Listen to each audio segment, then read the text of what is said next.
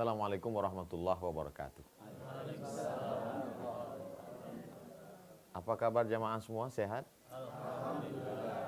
Jamaah TV One dimanapun berada, di studio, di rumah, dalam perjalanan, tidak ada kata yang paling indah untuk mengungkapkan syukur kepada Allah selain ucapan Alhamdulillahi Rabbil Alamin.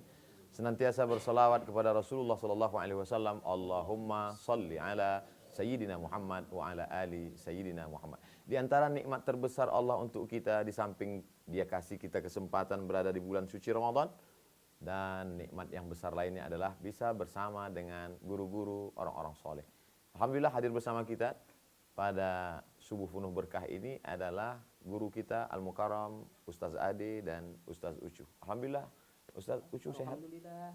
Barokah selalu. Ustaz Ade sehat? Masya Allah. Tabarakallah. Jamaah, boleh saya bercerita? Masih fokus? Hilangkan pikiran tentang baju hari raya dulu. Ada satu kelas. Di situ berisi lebih kurang 30 siswa. Lalu kemudian seorang guru melihat ada satu murid yang tidak hadir, absen. Esok harinya ini anak ditegur habis oleh guru. Kamu kenapa enggak hadir? Nanti kamu tidak naik kelas, pelajaran enggak masuk. Bagaimana orang tua kamu sudah sayang? Pokoknya habis. Tapi ada satu anak absennya sudah 10 hari enggak hadir. Guru diam aja. Kenapa guru diam? Karena ada peraturan yang tidak hadir 12 hari langsung drop out. Kira-kira sebenarnya guru sayang pada yang tidak hadir 1 hari atau yang 10 hari? Memang kalau belum sahur susah nangkap. Sebenarnya guru sayang pada yang tidak hadir 1 hari. Dia ingin supaya siswa ini tetap hadir karena dia ingin siswa ini tetap berada di kelasnya. Adapun yang 10 hari sudah tidak hadir, dia diam saja supaya nambah terus 11 hari, 12 hari sehingga sekolah akan dikeluarkan dari sekolah karena sudah tidak hadir 12 hari. Jadi sebenarnya dalam hidup ini kita banyak keliru menilai Allah Subhanahu wa taala. Ustaz Somad, kemarin saya ketika masih banyak dosa, buat maksiat, mabuk, sakau, rezeki saya lancar, rumah saya mewah, kendaraan saya hebat. Tapi sekarang begitu hijrah, satu persatu nikmat dicabut Allah Subhanahu wa taala. Apa sih sebenarnya? Padahal kalau kita berpikir dengan cara pandang Allah Subhanahu wa taala, justru Allah sedang sayang. Allah buat hamba itu sakit. Ma yusibul mu'min min nasabin wala saqamin wala syaukin yastakuha. Sakit yang datang, susah hati, gundah gulana, bahkan duri yang menusuk tapak kaki, illa kafarallahu anhu biha sayyi'atu. Sesungguhnya dengan itu Allah ingin membersihkan segala dosa-dosa kita.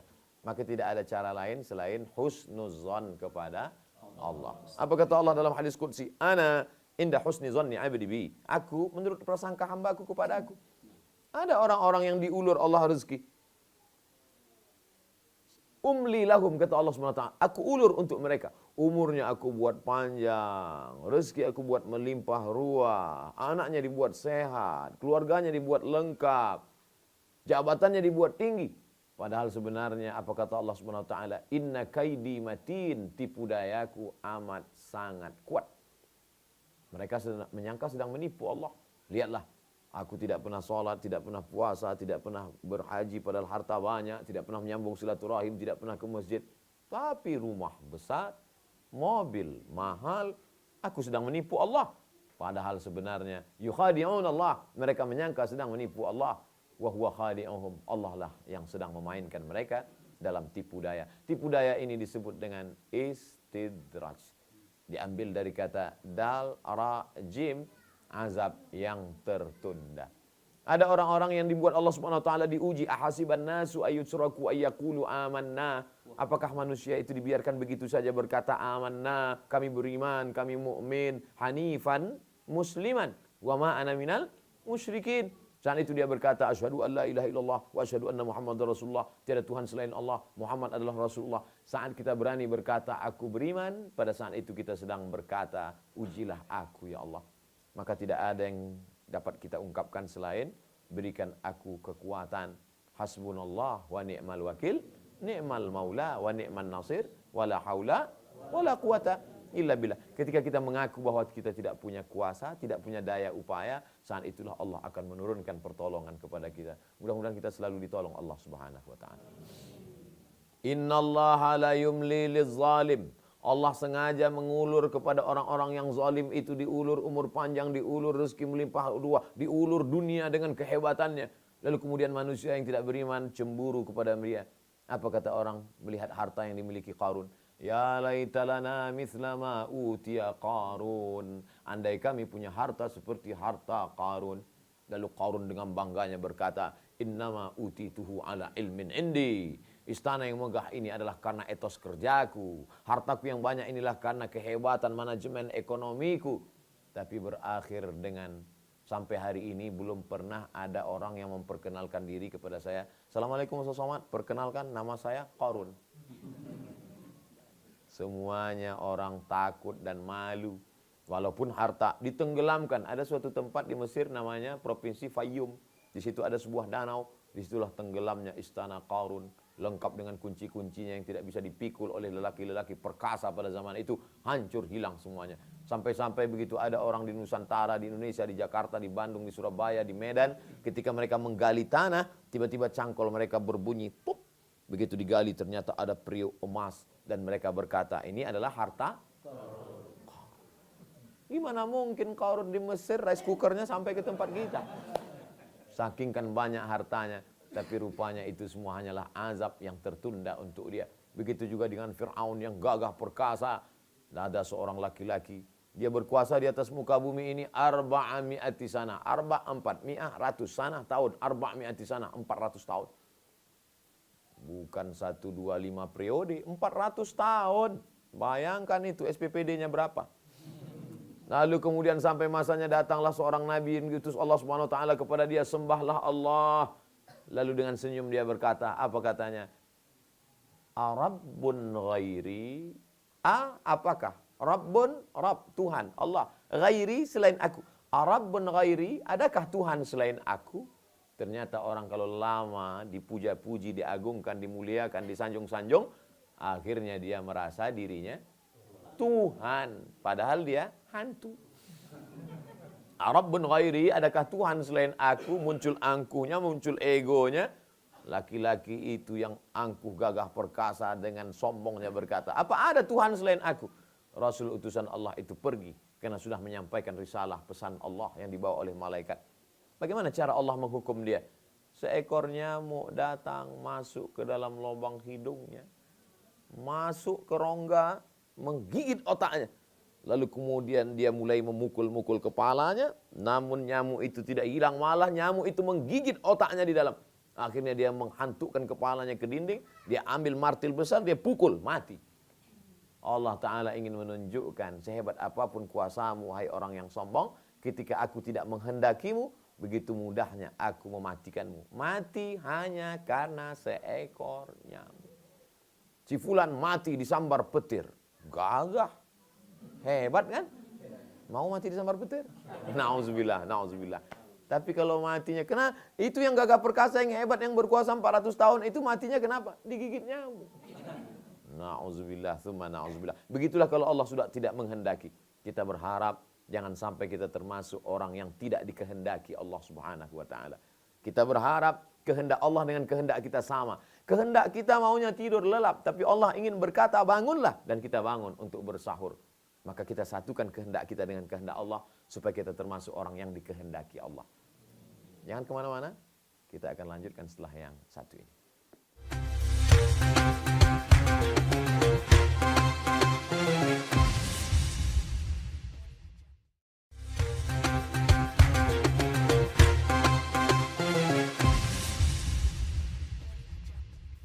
Jamaah Ikhwan di studio dimanapun berada, kita masih dalam program Indahnya Ramadan. Jamaah masih menghendaki acara ini? Masih. Masya Allah. Dari suaranya terlihat kejujuran dari lubuk hati yang paling dalam. Masya Allah. Karena begitu, sudah sahur. Ya? Sudah sahur juga. Karena sudah sahur. Andai tadi belum sahur, masih menghendaki? Masih, Ustaz. Alhamdulillah, ketika kita menghendaki, ada kehendak, dan Allah juga punya kehendak. Ana urid huwa yurid, hiya turid, Allah fa'alul lima yurid. Kita mau, dia mau, kamu mau, tapi Allah maha berkemauan. Dan yang terwujud terjadi adalah bukan kemauan kita, tapi kemauan Allah. Seringkali kita paksa Allah untuk ikut kemauan kita.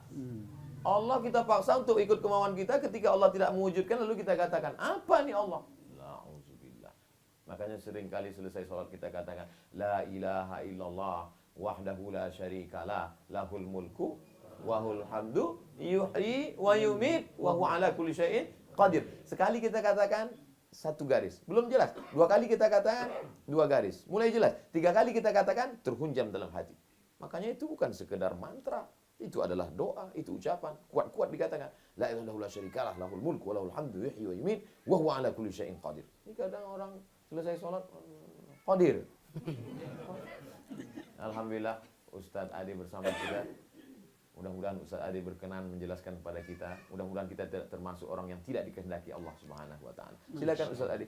Nah, alhamdulillah, asyhadu an la ilaha illallah wa asyhadu anna Muhammadar Rasulullah, amma ba'du. UAS dan Ustadz Ucu yang saya cintai, sahabat UAS dan pemirsa indahnya Ramadan TV One. Dalam sebuah ungkapan Rasulullah SAW mengatakan, Innallaha idza ahabba 'abdan ibtalahu. Sesungguhnya Allah Subhanahu wa taala manakala mencintai seorang hamba, ibtalah, Allah Subhanahu wa taala akan menguji hamba itu. Jadi sejatinya justru ketika kita mendapatkan ujian, ketika itu kita diperhatikan oleh Allah, dan itu artinya kita dicintai oleh Allah. Oleh karena itulah dalam ungkapan yang lain Kanjeng Nabi SAW mengatakan, ajaban li amril mu'min. Inna amrohu kullahu lahu khair, wa laysa dzalika li ahadin illa lil mu'min. Idza asabatu sarra syakara wa huwa khairul lah. Wa idza asabatu dharra sabara wa huwa khairul lah. Ajaban li amril mu'min. Orang beriman itu mengagumkan. Orang mukmin itu mempesona. Bagaimana tidak? Inna amrohu kullahu lahu khair. Segala sesuatu yang menimpa dirinya senantiasa baik. Walaysa dzalika li ahadin illa lil mu'min. Dan ini enggak ada pada orang lain. Hanya orang mukmin sajalah yang mempesona ini. Kenapa? Idza asabatu sarra syakara wa huwa khairul lah. Kalau dia diuji dengan kebaikan, keuntungan, kesuksesan, kegembiraan, kebahagiaan, ya jabatan naik, gaji lancar, bonus dapat, anak istri sehat, syakar, dia syukur. Wa huwa khairullah, dan itu baik bagi dia. Wa idza asabatu dharra, tapi sebaliknya, kalau dia diuji dengan kesulitan, tantangan, rintangan, halangan, cobaan, godaan, ujian, duit nggak punya, hutang gede, tetangga dengki, keluarga sakit, sobaro, dia sabar. Wa huwa khairullah, dan sabar itu baik baginya. Jadi nampak sekali UAS dan sahabat UAS serta pemirsa TV One yang saya cintai, yang disayangi Allah Subhanahu wa taala, justru ketika Allah Subhanahu wa taala menguji kita, dan bentuk ujian itu ada dua, yaitu sarra dan dharra, kebaikan dan kesulitan, kita kemudian mensikapinya dengan dua hal, yaitu syukur dan sabar, maka ini adalah jalan kita untuk mendapatkan kebaikan dan mempesona di hadapan Allah Subhanahu wa taala. Yang masalah, yang bahaya adalah ketika Allah Subhanahu wa taala sudah mencuekkan kita. Sudah tidak peduli lagi. Ya. Sehingga bahasa yang UAS tadi angkat adalah istidraj. Istidraj itu kalau bahasanya Ustadz Ucu, nyungkun. Ya, kata orang Jawa, ngelulu. Ya, ayo lo, awas lo ya. Kita melarang anak kita main. Kalau di Priuk, di got.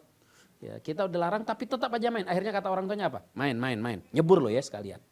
Nah, itu bukan nyuruh, itulah istidraj. Akhirnya kemudian tidak peduli lagi. Na'udzubillah min dzalik. Manakala Allah sudah tidak peduli lagi. Yang kita harapkan adalah ketika kita diuji dengan dua hal, kita mensikapinya dengan baik. Oleh karena itulah UAS sering mengangkat ayat tentang wa may yattaqillaha yaj'al lahu makhraja. Coba perhatikan. Janji Allah kepada orang bertakwa bukan tidak diberikan ujian, tapi diberikan solusi atas ujian. Bukan tidak diberikan cobaan, tapi diberikan kesabaran atas cobaan itu. Wa basyiris sabirin. Ya, maka setiap ujian, setiap tantangan, setiap cobaan hakikatnya adalah rasa cinta Allah Subhanahu wa taala kepada kita. Tadi di awal UAS sudah menyinggung bahwa itu menjadi kafaroh, kiparat atas dosa-dosa kita. Bahkan sekecil apapun, hatta tertusuk duri sekalipun, itu akan berbuah pengampunan dari Allah Subhanahu wa taala. Oleh karena itu, Bapak Ibu, pemirsa TV One yang disayangi Allah Subhanahu wa taala, maka jangan pernah kecewa ketika menghadapi ujian. Tapi sikapilah dengan syukur dan sabar, niscaya itulah mempesonanya seorang mukmin dan itu tanda Allah masih memperhatikan kita. Itu artinya kita masih disayangi Allah Subhanahu wa taala. Kita berlindung jangan sampai dicuekin, tidak dihiraukan, naudzubillah min dzalik, atau diberikan istidraj, dilulu. Ya, diberikan sesuatu tapi bukan rahmat, namun sejatinya adalah laknat. Naudzubillah min dzalik. Ramadan adalah bulan yang paling tepat untuk kita menjadikannya sebagai sarana menjadi mukmin yang mempesona, yang diuji apapun oleh Allah senantiasa baik. Barangkali UAS bisa menambahkan. Masya Allah, Ustaz Ade memberikan kita melihat dari sisi yang berbeda. Selama ini kita menganggap kalau ada uang, ada jabatan, ada harta benda, berarti Allah sayang dengan kita. Kalau tidak ada uang, dalam keadaan sulit ekonomi, banyak musuh, berarti Allah benci pada kita. Kalla, tidak seperti itu. Lihatlah dari sisi yang lain, padahal sebenarnya inilah yang membuat orang kadang setelah hijrah dari perbuatan dosa, lalu dia mengutuk. Kalau sekedar mengutuk nasib baru satu dosa, ini mengutuk Allah Subhanahu wa taala. Dulu saya sebelum hijrah hidup saya enak aja, adem ayam, sekarang kok gini Ustaz? Komplainnya ke Ustaz lagi. Na'udzubillah. Padahal sebenarnya begitu cara Allah untuk menghapuskan segala dosa-dosanya di masa yang lalu. Hatta yamshi 'alal ardi ma kanat 'alaihi khati'ah. Ada orang yang dibuat Allah begitu dia buat dosa langsung sakit. Dibuat Allah dosa langsung hilang. Dibuat Allah langsung kebakaran. Dibuat Allah langsung supaya apa? Hatta yamshi 'alal ardi ma kanat 'alaihi khati'ah. Sampai dia berjalan di atas muka bumi tidak ada dosanya sedikit pun karena dia bersih sebersih-bersihnya. Tapi ada pula sebaliknya orang yang dibiarkan Allah Subhanahu wa taala, biar aja numpuk dosanya sekalian supaya apa? Supaya ketika masuk dalam neraka jahanam langsung sampai ke kerak-keraknya. Khalidina fiha abada. Nauzubillah. Sebenarnya setelah ngaji itu, apakah setelah kita hijrah ngaji dekat dengan ulama mujalawatus shalihin, apakah setelah itu kita tidak lagi diuji Allah taala? Justru ujian datang silih berganti. Lihatlah bagaimana ujian yang datang kepada Nabi Ibrahim alaihissalam. Nabi, makanya kata Allah, faqasusil qasasa, ceritakan kisah-kisah itu wahai Muhammad SAW. Gunanya apa? La'allakum yatafakkarun. Kisah yang disampaikan Ustaz Ucu, kisah yang disampaikan Ustaz Ade, sebenarnya untuk mengajak kita berpikir. Karena kalau lampu mematikannya cukup dengan stop kontak, hidup. Tapi untuk mengajak berpikir ini bagaimana? Dengan mendengar kisah-kisah itu. Maka selama ini banyak orang sebenarnya isi kepalanya off. Karena Allah masih sayang nggak kelihatan. Kalau Allah tidak sayang tertulis ini off. Ustaz Ucu dan Ustaz Adi sudah meng-on-kan pikir. Meng-on-kan, bukan meng-on-kan. Meng-on-kan supaya kita berpikir. Kita akan teruskan lagi berpikir dan mendapatkan jawaban-jawabannya setelah yang satu. Masya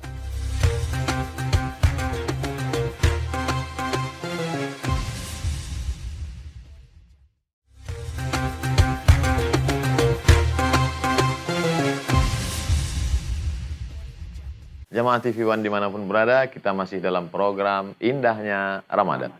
Rasulullah SAW itu tidak hanya bicara searah. Beliau tidak membuka ruang untuk pertanyaan hanya pada khutbah Jumat saja. Bahkan banyak jawaban-jawaban itu dari pertanyaan jamaah. Yas'alunaka 'anil khamri wal maisir. Mereka bertanya kepadamu tentang khamar dan judi. Yas'alunaka madza yunfiqun. Mereka bertanya kepadamu tentang apa yang mesti mereka infakkan. Yas'alunaka 'anil ahillah. Mereka bertanya kepadamu tentang anak bulan. Yas'alunaka 'anil mahid. Mereka bertanya kepadamu tentang menstruasi. Idza sa'alaka ibadi anni fa inni qarib. Kalau mereka bertanya kepadamu tentang aku, katakan aku itu dekat. Nah, tentu jamaah dari ulasan yang disampaikan oleh Ustaz Ade dan Ustaz Ucu, ada yang mengganjal di pikiran, jangan tanya sendiri, jawab sendiri, nyasar sendiri. Nah, insya Allah Ustaz-Ustaz kita tidak pernah marah kalau ditanya, mereka akan memberikan jawaban yang terbaik menurut Al-Quran dan Sunnah Rasulullah SAW. Baik, jamaah ada yang ingin ditanyakan? Masya Allah, semuanya mau bertanya Ustaz. Ustaz Ade, Ustaz Ucu, ini respon jamaah luar biasa. Padahal biasanya jamaah kalau habis sahur itu ada yang mau ditanya, semua nggak ada. Tapi hari ini Masya Allah, tabarakallah. Baik, bapak-bapak dulu. Mungkin harus dipilih karena semua banyak sekali banyak. Baik Bapak, silakan. Assalamualaikum warahmatullahi wabarakatuh. Nama saya Yusuf Tahir. Saya mau bertanya ke Ustadz Ucu. Ustadz, anak yang soleh tadi dijelaskan adalah rezeki. Lalu bagaimana cara seorang anak menyikapi orang tua yang tidak bisa mensyukuri rezeki yang Allah berikan? Anak soleh adalah rezeki. Bagaimana menyikapi orang tua yang tidak mensyukuri rezeki dari Allah? Nah, ini jawabannya luar biasa. Ditujukan kepada Ustaz Ucu. Baik, kita tahan dulu. Ibu banyak sekali tadi. Baik, Ibu, silakan. Assalamualaikum warahmatullahi wabarakatuh, Ustadz. Nama saya Gemilang. Saya mau bertanya, Ustadz, bagaimana ciri-ciri istri yang solehah? Boleh ditanyakan ke Ustadz Ade? Baik, kita dengarkan jawaban dari Ustaz Ucu. Bagaimana sikap seorang anak yang orang tuanya tidak mensyukuri nikmat Allah, nikmat rezeki punya anak. Gimana kira-kira Ustaz Ucu? Alhamdulillahirabbil alamin. Ibnul Qayyim Az-Zauziyah beliau menyampaikan, "Idza ra'aita mas'alatan fil walad pandur arba'an." Apabila engkau melihat masalah yang tidak beres-beres di anak, maka lihatlah 4 hal. Dan di antaranya adalah apa?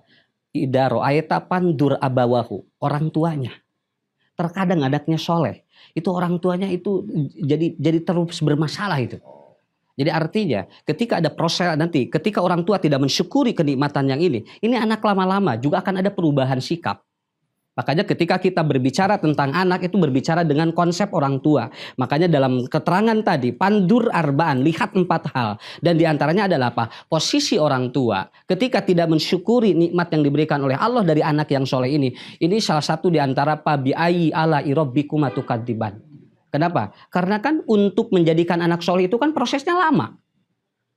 Kemudian dia untuk menjadi berbakti kepada juga lama. Kata Rasulullah, apabila orang ataupun anak ingin berbakti kepadamu, maka lakukan 4 hal dalam hidup ataupun dalam keluarga. Yang pertama adalah kata Rasulullah Shallallahu Alaihi Wasallam, yaitu lihatlah apa yang kecil dari anakmu. Ini kan salah satu nanti anak akan berbakti kepada kita kan. Supaya nanti orang tua juga paham apa yang harus dilakukan oleh orang tua terhadap bantu, kata Nabi katanya. Wa yusya'id, bantulah anak untuk melakukan 4 hal. Satu artinya lihat apa yang kecil di anak. Yang kedua adalah apa? Jangan remehkan potensi yang ada di anak. Yang ketiga, jangan bebani otaknya. Dan yang keempat adalah jangan kau maki anak Anda. Kenapa? Memaki anak sama dengan anak tidak menikmati rezeki dari Allah. Setiap hari anak ini capek buat otaknya. Dia dibombardir dengan bermacam-macam makian dari orang tua. Beban yang sangat luar biasa. Muncullah penyakit-penyakit di anak-anak. Akhirnya apa? Anak yang tadinya musoleh jadi tidak. Kenapa? Orang tua yang tidak mensyukuri nikmat Allah. Itu lama-lama akan terkikis. Kehidupan yang tadinya baik menjadi tidak baik. Jadi saya kira tugas kita sebagai orang tua harus betul-betul harus maksimal luar biasa. Ketika mendapatkan anak yang soleh, insya Allah itu akan tadi dalam hadis Nabi ada seorang yang masuk surga.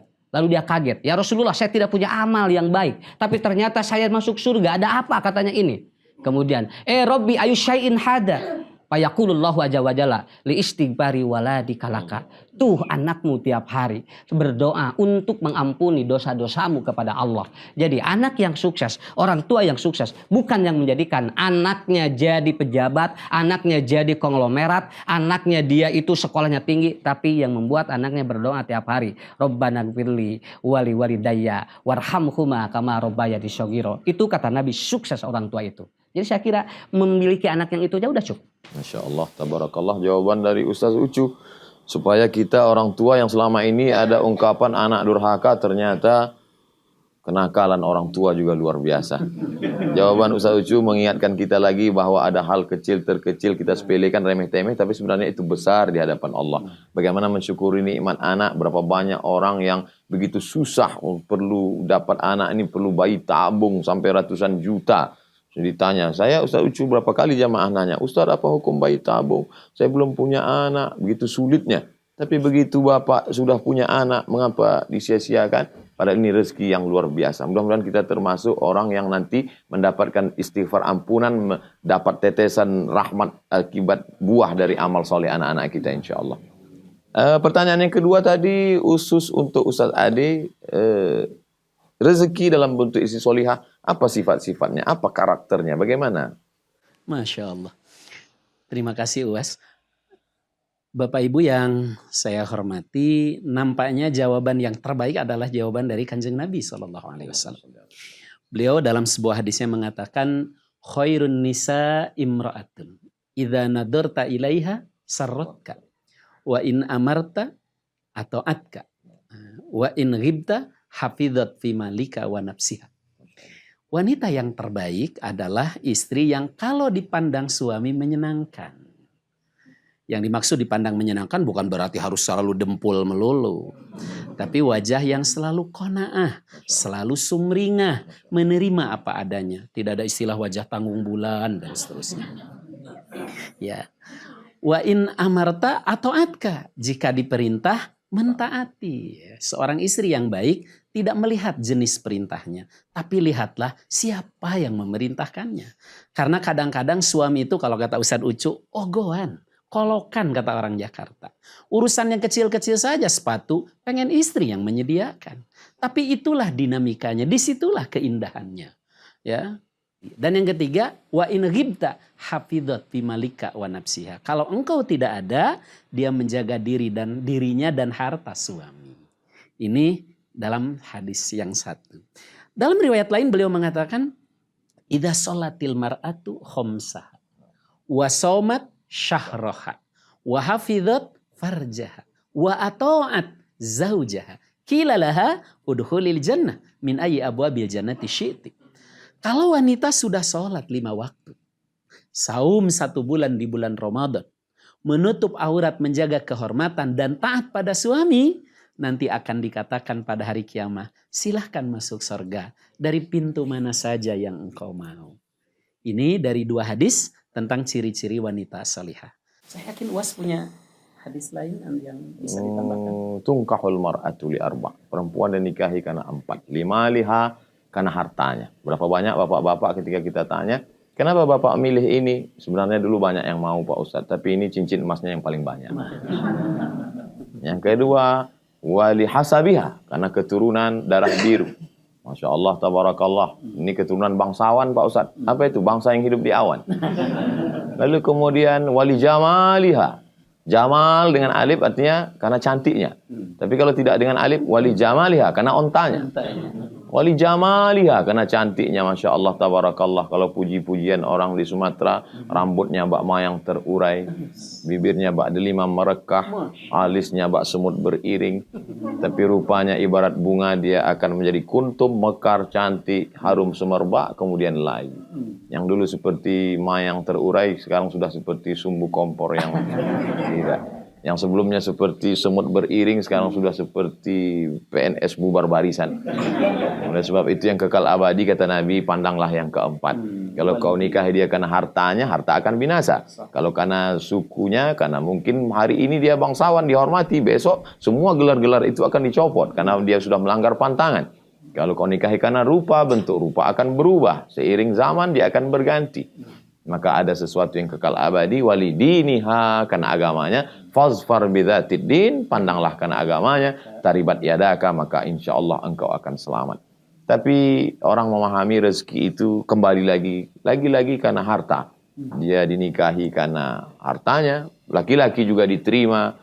Maka Masya Allah, tabarakallah, sering duduk mujalah satu solehin, duduk dengan orang soleh, tidak hanya mendapat keberkahan ilmu, tapi cara pandang kita dengan hidup berubah. Banyak orang menganggap kalau sudah hijrah itu rezeki saya akan berubah. Tapi justru Ustaz Somad katanya kalau hijrah rezeki berubah, sekarang saya sudah hijrah, malah rezeki saya berkurang. Karena pandangannya salah, yang dianggapnya rezeki hanyalah gajinya, uang bulanannya, uang korupsinya, uang hasil, uang sundul, uang sipak, uang tunjang, uang tanduknya. Padahal sebenarnya bukan itu. Justru ketenangan batinnya lebih tenang. Lalu kemudian anak-anaknya soleh dan solehah. Maka kita berharap dengan cara pandang yang baik ini, kita ke depan juga selalu diberikan rezeki yang baik-baik insya Allah. Udkhulu min abwabin mutafarriqah. Masuklah dari pintu yang beraneka ragam. Jangan hanya dari satu pintu saja. Karena kalau kita melihat dari satu pintu, maka kita akan menganggap pintu yang lain tertutup. Tapi begitu kita lihat ada banyak kebaikan-kebaikan, maka insya Allah keberkahan. Allahumma barik li ummati fi bukuriha. Berikan berkah pada umat ini pada waktu paginya. Semakin pagi kita bangun, maka semakin di situ pula kita mendapatkan keberkahan-keberkahan. Keberkahan itu seperti burung yang terbang. Maka ketika burung terbang melihat ada dahan seperti madu, seperti lebah yang terbang, dia lihat ada situ bunga-bunga, maka di situ dia akan makin banyak. Maka ketika kita bangun pada waktu pagi, membiasakan di awal hari, setelah itu beristighfar, disitulah dibukakan Allah pintu keberkahan-keberkahan. Karena setiap yang berpuasa di Ramadan pasti dia akan sholat berjamaah. Setelah sholat berjamaah subuh dia akan duduk menunggu qabliyah, khairum minad dunya wa ma fiha. Dan setelah itu pula dia akan sholat subuh berjamaah, duduk berzikir mendengarkan tausiah kultum subuh. Maka insya Allah, Allah bukakan pintu rezeki kita insya Allah. Amin. Ya Rabbal Alamin. Jangan beranjak dulu, jangan kemana-mana. Kita akan lanjutkan setelah yang satu ini.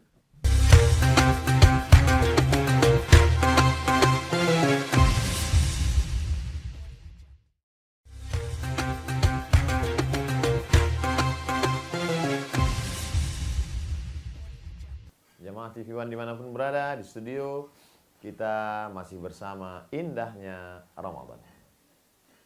Jamaah sekarang amat sangat pandai menyimpulkan kajian, disimpulkan sendiri. Oleh sebab itu mesti dikawal. Pemahaman sesuai Quran dan Sunnah. Dikawal oleh jawaban-jawaban. Alhamdulillah kita memohon kesediaan guru-guru kita untuk menyimpulkan pertemuan kita ini. Semoga dia menjadi bekal buat kita pulang, menjadi oleh-oleh hadiah sehingga dapat menerangi jalan kita dan menjadi amal soleh insyaallah. Kepada Al-Mukarram Ustaz Ucu dipersilakan. Alhamdulillah, ini pertemuan yang sangat luar biasa. Satu hal ilmu yang memang luar biasa, Pak. Saya senang dan bahagia bertemu seperti ini. Dan ini merupakan salah satu energi yang kuat. Mudah-mudahan kita sampai kepada Allah dalam keadaan husnul khatimah. Inna nafsan la tamuta hatta balagohu. Sesungguhnya diri tidak akan dimatikan oleh Allah kecuali kalau sudah sampai satu ajaluhu, ajalnya. Orang mati bukan karena penyakit, tapi ajalnya sudah sampai. Wahwa rizquhu, yang kedua rezekinya sudah selesai. Kalau ibu punya anak, bapak punya anak, lalu di hari yang kedua meninggal, sampai di sanalah rezeki anak kita. Kalau sudah beres rezekinya, Allah akan panggil ruh kita. Demikian pula, kalau kita masih panjang, berarti ada rezekinya bagi kita semuanya. Maka ada hal-hal yang harus kita pahami agar Allah ridho kepada kita. Yang pertama ikhtiar aja Pak. Ibu ikhtiar, bapak ikhtiar yang terbaik. Cari yang terbaik menurut ridho Allah. Yang kedua adalah qanaah. Kita terima apa yang sudah jadi keputusan dan diberikan oleh Allah. Yang ketiga adalah syukur nikmat. Yang keempat adalah tawakal. Dan yang kelima tidak luput kita selalu berdoa kepada Allah Subhanahu wa ta'ala. Demikian. Kesimpulan, kaji, inti, saripati dari semua yang sudah dijelaskan tadi. Kita dengar berikutnya dari Ustaz Adi. Alhamdulillah. Bapak Ibu, hidup itu memanage masalah. Tidak ada hidup yang tidak punya masalah. Kan? Kaya punya masalah, miskin punya masalah. Kerja punya masalah, nganggur punya masalah. Justru kalau ada orang yang hidup tidak punya masalah, itulah masalahnya, Was. Masalahnya adalah dia tidak punya masalah. Hidup itu memanage masalah. Oleh karena itu, jangan berburuk sangka atau suudzon billah ketika Allah menguji kita dengan masalah. Karena bagi kita yang terpenting, bagaimana Allah memberikan solusi atas masalah itu. Bukankah janji Allah, wa may yattaqillaha yaj'al lahu min amrihi yusra. Siapa yang bertakwa kepada Allah, buah dari Ramadan yang kita raih, Allah akan mudahkan segala urusannya. Urusan apa? Urusan apa saja. Urusan keluarga, urusan anak, urusan pekerjaan, urusan bisnis, urusan apa saja. Semua akan Allah mudahkan. Untuk itu, jangan khawatir ketika Allah sedang menguji kita. Justru memohonlah kepada Allah agar selalu diberikan solusi dan alternatifnya. Wallahu a'lam bishawab. Jazakumullah khairan, ahsanallah ilaikum. Kita ucapkan banyak terima kasih kepada guru kita di tengah kesibukan mereka. Masih sempat mengajarkan kita tentang kebenaran. Semoga umur mereka panjang, disehatkan badan mereka. Di akhir majlis yang penuh barakah, kita memanjatkan doa kepada Allah Subhanahu wa taala. Rabbana 'alaika tawakkalna, kepada Engkau kami bertawakal, wa ilaika anabna, kepada Engkau kami berserah diri, wa ilaikal masir, kepada Engkau kami semua akan kembali ya Allah. Allahumma ja'alna radina liqada'ik, jadikan kami orang-orang yang ridha menerima takdir-Mu ya Allah. Allahumma inna nas'aluka ridhaka wal jannah, kami mohon ridha-Mu dan surga-Mu ya Allah. Wa na'udzubika min sakhatika wan nar, Jauhkan kami dari murkamu dan nerakamu ya Allah. Allahumma ajirna minan nar, selamatkan kami dari nerakamu ya Allah. Rabbana atina fid dunya hasanah, berikan kami dalam keduniaan, dalam kehidupan dunia ini kebaikan, wa fil akhirati hasanah, dan pada kehidupan akhirat nanti juga kebaikan. Wa qina adzabannar, selamatkan kami dari azab nerakamu ya Allah. Rabbana ighfir lana dzunubana, ampunkan dosa kami, wali abaina, ayah kami, wali ummahatina, ibu kami, wali azwajina, pasangan hidup kami, wali abnaina, wali dzurriyyatina, anak cucu keturunan kami, wali zu'amaina salihin, pemimpin-pemimpin kami yang saleh, wali man hadarana, saudara-saudara kami yang hadir di studio ini, ampunkan silap salah dosanya ya Allah. Waliman ghaba anna, yang tidak dapat hadir bersama kami tapi tetap mengikuti acara ini, juga ampunkan silap salah dosa mereka ya Allah.